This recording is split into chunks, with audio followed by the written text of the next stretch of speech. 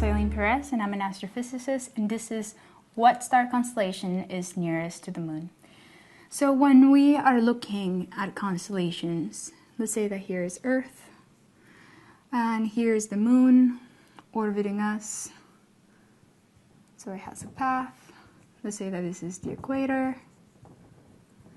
What we actually call constellations are these figures of the projection, is the map of the sky.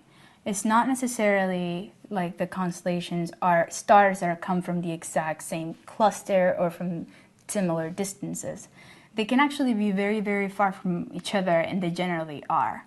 So let's say like if you had, let's say the constellation of Taurus was over here. In our mapping of it,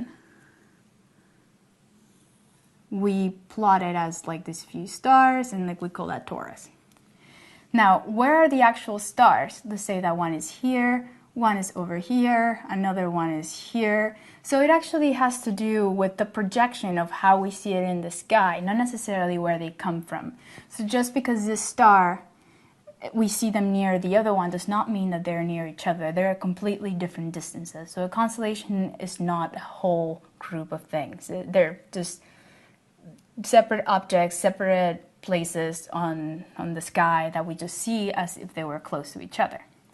Now, when we look at our constellations, we also have to realize that the moon's path is always changing, so it never stays next to the same constellation for a very long time.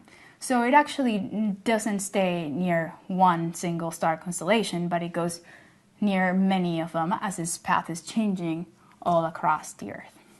My name is Eileen Perez, and I'm an astrophysicist, and this is what star constellation is closest to the moon.